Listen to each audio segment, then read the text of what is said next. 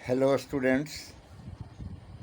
आज हम लोग क्लास 8 के लिए प्रस्तावित ध्वनि शीर्षक कविता का अध्ययन करेंगे। सूर्यकांत त्रिपाठी निराला के द्वारा लिखित यह कविता प्रकृति का अत्यंत ही सुंदर चित्रण है और आत्मविश्वास से भरा हुआ है। जैसा आप निराला जी को जानते हैं, ये छायावादी कवि हैं। छायावाद का अर्थ होता है प्रकृति का मानवीकरण, अर्थात जब प्रकृति का मनुष्य के रूप में चित्रण किया जाता है तो वहाँ छायावादी कविता का जन्म होता है। निराला जी छायावाद के एक प्रमुख स्तंभ रहे हैं और हम आज उनकी ही रचना ध्वनि का अध्ययन करेंगे, जिसमें उन्होंने मुख्य रूप से यह बताने का प्रयत्न किया है कि मनुष्य को निराश नहीं होना चाहिए, अपने अंत की बात नहीं सोचनी चाहिए। अंत तो जब होना है तब होगा, किंतु अपने जीवन को सार्थक और सरस बनाने का प्रयत्न करते रहना चाहिए। यही कविता का मूल भाव है।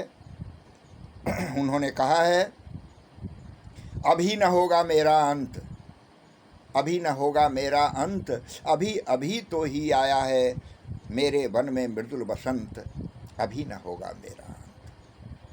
हरे हरे ये पात, डालियाँ कलियाँ कोमल गात, हरे हरे ये पात, डालियाँ कलियाँ कोमल गात, मैं ही अपना स्वप्न मृदुल कर फेरूंगा निद्रित कलियों पर, जगह एक प्रत्यूष मनोहर, जगह एक प्रत्यूष मनोहर, पुष्प पुष्प से तंद्रा लस लालसा खींच लूँगा मैं, अपने नवजीवन का अमृत सहर्ष सींच दूंगा मैं, द्वार दिखा दूंगा फिर उनको, हैं मेरे वे जहां अनंत, अभी न होगा मेरा अंत। छोटी सी कविता है किंतु भाव बहुत गंभीर है। प्रश्न है, इसका शीर्षक है ध्वनि। ध्वनि शीर्षक क्यों है? ध्वनि इसलिए है क्योंकि कवि के भीतर से निकली हुई यह ध्वनि है। कवि की इच्छाओं को चित्रित किया गया है इसमें। कवि क्या चाहता है, कवि की क्या अभिलाषा है, यह प्रकृति के प्रति उसकी सोच को प्रदर्शित करता है। अभी न होगा मेरा अंत, शब्द बिल्कुल स्पष्ट हैं, अभी मेरा अंत नहीं होगा। यानी हमें अपनी मृत्यु के विषय में, अपने अंत के विषय में पहले नहीं सोचना चाहिए। और कवि के यह कहने के पीछे कारण भी उन्होंने स्पष्ट किया है अगली पंक्ति में कि अभी अभी ही तो आया है मेरे वन में मृदुल बसंत। वसंत ऋतु, आप जानते हैं कि वसंत ऋतु ऋतुओं का राजा कहा जाता है। वसंत ऋतु में पूरी प्रकृति सुहानी हो जाती है, प्रकृति की सुषमा देखते बनती है, और इसलिए वसंत के आगमन के समय ही अपने अंत की कल्पना कर लेना ये उचित नहीं है। अर्थात जीवन में जब खुशियाँ आई हों, खुशियाँ आने वाली हों, तो वैसी स्थिति में उसकी अंत की कल्पना नहीं करनी चाहिए। अभी न होगा मेरा अंत, अभी अभी ही तो आया है मेरे वन में मृदुल बसंत। अभी तो बसंत आया ही है, अभी अंत की बात हम क्यों करेंगे। और वसंत का चित्रण इन्होंने जिस रूप में किया है कि हरे हरे ये पात, आप जानते हैं हेमंत ऋतु के बाद वसंत ऋतु का आगमन होता है। हेमंत ऋतु पतझड़ की ऋतु है, सारे पत्ते झड़ जाते हैं। पत्तों के झड़ जाने के बाद उसमें नए नए पत्ते निकलते हैं, नए नए किस्ले निकलते हैं, और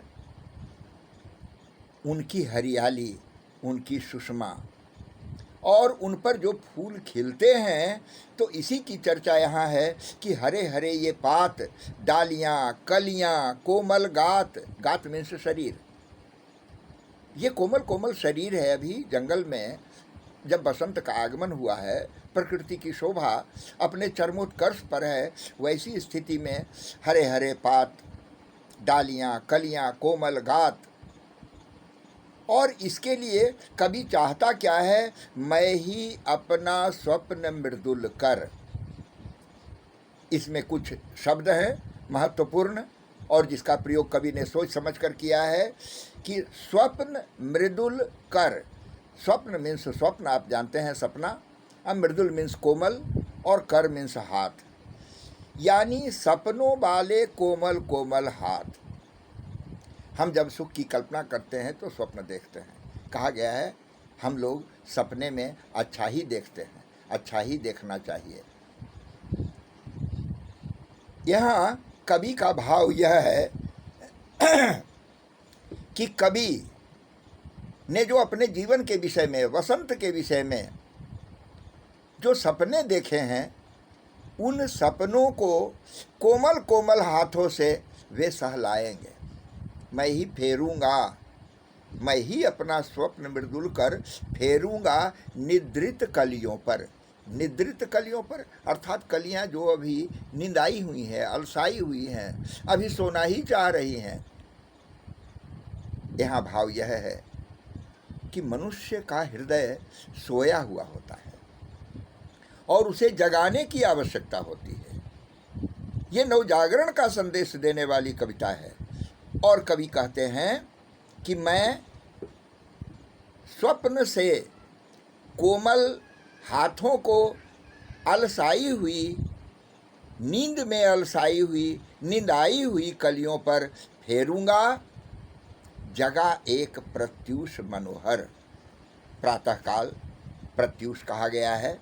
प्रातःकाल उषा काल की बेला को एक नई सुबह के लिए मैं उन्हें तैयार करूंगा। मैं उन कलियों को कहूंगा कि अब सोने का समय नहीं है, अब जाग जाओ। उन निंदाई हुई कलियों को मैं अपने कोमल हाथों से सहलाकर उन्हें जगाऊंगा। जगा एक प्रत्यूष मनोहर, एक मनोहर अर्थात सुंदर, मन को हरने वाला मनोहर। तो मनोहर प्रातः काल के लिए मैं उन्हें जगाऊंगा, मैं उन्हें जगा दूंगा।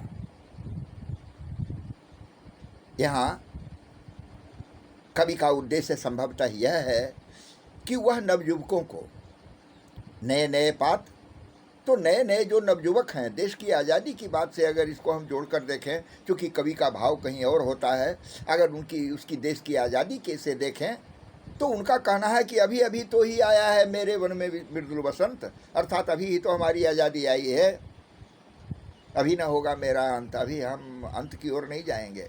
और फेरूंगा निद्रित कलियों पर, अर्थात जो नई नई कलियां हैं, अर्थात नए नए जो बच्चे हैं हमारे, नए नए जो नवयुवक हैं, इन लोगों के भीतर जो आलस्य है ना, फेरूंगा निद्रित कलियों पर, जो अभी सोना ही चाह रही हैं, उनको मैं जगाऊंगा और उनको एक नए प्रातःकाल की शोभा दिखाऊंगा और एक सुंदर प्रातःकाल के लिए उनको मैं अपने हाथ फेरकर जगाऊंगा। पुष्प पुष्प से तंद्रा लस खींच लूंगा मैं, फूल फूल से, हर फूल से। फूल क्या है? किसी राष्ट्र के लिए मानवीकरण हमने कहा। मनुष्य पर अगर इसको हम देखें तो फूल कौन है? जो हमारी नई पीढ़ी है। आप लोग हैं जिनको तैयार होना है राष्ट्र के लिए, विश्व के लिए कुछ करने के लिए तैयार होना है। आप सभी राष्ट्र रूपी बगीचे में खिले हुए फूल हैं। कवि का भाव यही है कि मैं इन सोए हुए फूलों को, जो नींद में अलसाए हुए हैं, पुष्प पुष्प से तंद्रा लस, तंद्रा जोड़ आलस, तंद्रालस। तो तंद्रा कहा जाता है नींद खुलने के बाद अब पूरी तरह जागने के बीच की जो अवस्था होती है, वो तंद्रा की अवस्था होती है। कहा गया है खड़ दोषे पुरुषे नेह हातव्याभूत मिच्छता निद्रा तंद्रा भयम क्रोधम आलस्यम दीर्घ सूत्रता।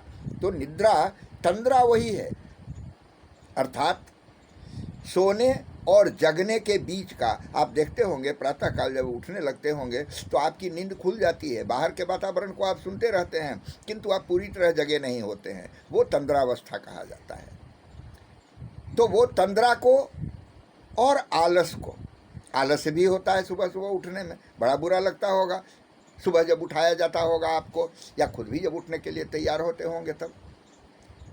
यही यहाँ भाव है कि हर फूल से मैं नींद और आलस्य को खींच लूँगा। मैं अपने नवजीवन का अमृत सहर्ष सींच दूंगा। मैं यानी नए जीवन का अमृत कभी अपनी वाणी को, अपनी ध्वनि को, यहाँ ध्वनि से वही होगा कि अपने नवजीवन को, नवजीवन कवियों का जीवन क्या होता है, उनकी कविताएं, तो नई नई कविताओं के माध्यम से, नई नई रचनाओं के माध्यम से, अर्थात अपने नवजीवन से, नवजीवन का अमृत सहर्ष सींच दूंगा। मैं अर्थात मैं अपना सर्वस्व न्यौछावर करने के लिए तैयार रहूँगा। मैं दे दूंगा उन पुष्पों को, उन कलियों को, जिससे कि उनकी नींद भाग जाए, जिससे उनकी तंद्रा दूर हो जाए, जिससे उनका आलस्य समाप्त हो जाए। और इस प्रकार कवि नव जागरण का संदेश देता है नवयुवकों के लिए, नई पीढ़ी के लिए। नए नए फूलों के माध्यम से, वन में वसंत में खिली हुई जो कलियां हैं, नए नए जो पत्ते हैं, उनके लिए एक संदेश है कि मैं अपने जीवन का अमृत रस सींच दूंगा। आप जानते हैं पौधों को सिंचाई की ज़रूरत होती है, उसी प्रकार हमारी नई पीढ़ी को भी हमारी भावनाओं से उनकी सिंचाई की ज़रूरत होती है। मैं सींच दूंगा, कवि का भाव यह है। द्वार दिखा दूंगा फिर उनको, हैं वे मेरे जहां अनंत, अभी न होगा मेरा अंत। अनंत जिसका कहीं कोई अंत नहीं है, न अंत अनंत। तो द्वार दिखा दूंगा मैं उनको, किनको? उन कलियों को, उन पुष्पों को द्वार दिखा दूंगा, राह बता दूंगा वह बता दूंगा, हैं मेरे वे जहां अनंत। अब यहाँ कवि का भाव कुछ और दूर जाने के लिए तैयार है। हैं मेरे वे जहाँ अनंत, अनंत ईश्वर को कहा गया है, लेकिन यहाँ अनंत उन खुशियों की चर्चा है जो कवि के जीवन में आने वाली है।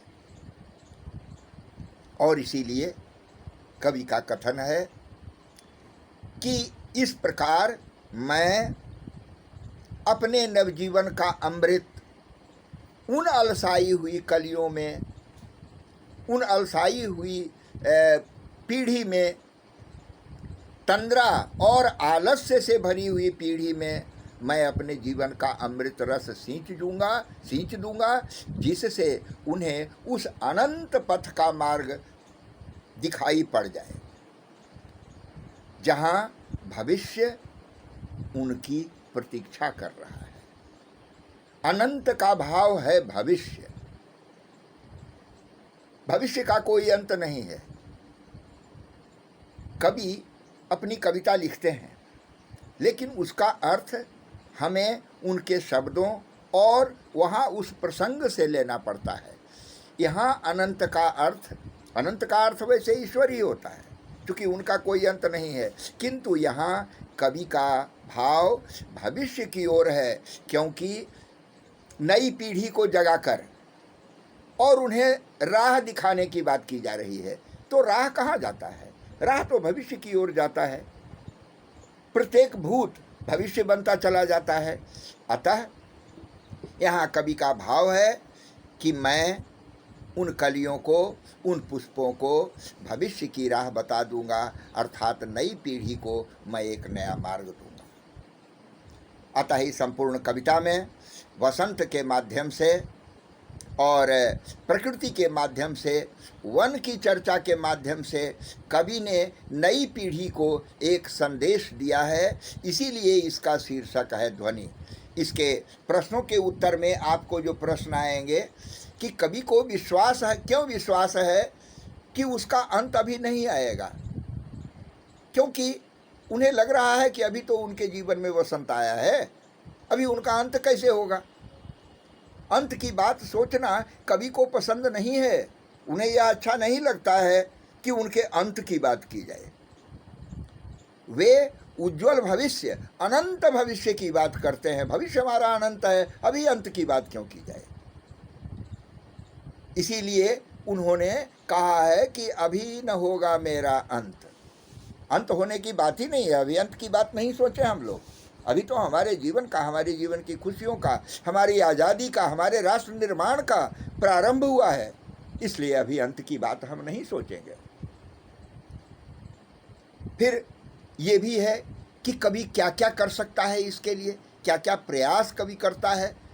तो यहाँ आपने देखा कि आपकी कविता में ही इसका उत्तर सामने था कि मैं ही अपना स्वप्न मृदुल कर। अगर कविता की पंक्तियों को अगर आप स्मरण रखेंगे तो आपको पूरी तरह उसका प्रश्न का उत्तर आपको मिल जाएगा कि मैं अपने स्वप्न के समान कोमल हाथों को, जो अलसाई हुई निद्रित कलियां हैं, उन पर मैं फेरूंगा और उनको एक नए प्रातः काल के लिए, यहाँ कवि उनको एक नए प्रातः काल के लिए तैयार करना चाहता है। प्रत्येक पुष्प से, अर्थात नई पीढ़ी के भीतर जो तंद्रा और आलस्य है उसे निकाल लेना चाहता है, खींच लेना चाहता है और उसमें नवजीवन का अमृत रस भर देना चाहता है। ये भाव है कवि का। कवि क्या करना चाहता है? तो यही ना करना चाहता है कि भाई स्वप्न के समान उनको सहलाएं, सहलाकर उनको नए प्रातः काल के लिए जगाएं और फिर अपने जीवन का अमृत तत्व सौंप दें और उनका आलस्य दूर कर दें। और कवि पुष्पों की तंद्रा और आलस्य दूर हटाने के लिए क्या करना चाहता है? एक ही प्रश्न का लगभग दो प्रकार से इसमें पूछा गया है, दोनों का उत्तर लगभग एक है कि तंद्रा और आलस्य हटाने के लिए अपने नवजीवन का अमृत रस सींचना चाहता है। बसंत को ऋतुराज क्यों कहा जाता है? ये तो आप जानते हैं कि बसंत ऋतुओं का राजा है, क्योंकि इस समय ना अधिक गर्मी होती है, ना अधिक सर्दी होती है, मौसम सुहावना होता है, पतझड़ के बाद नए नए पत्ते निकलने लगते हैं। और सबसे बड़ी बात तो यह है कि इसी बसंत ऋतु के आगमन की सूचना देने के लिए बसंत पंचमी और होली जैसा त्यौहार होता है, इसलिए ये कहा गया है। आगे आपको बसंत ऋतु के त्योहारों की चर्चा करनी है। और ऋतु परिवर्तन का मानव जीवन पर बहुत अधिक प्रभाव पड़ता है। मेरा विश्वास है कि आप इस कविता को समझ गए होंगे। अगर कोई समस्या होगी तो फिर हम लोग इस पर चर्चा करेंगे। धन्यवाद।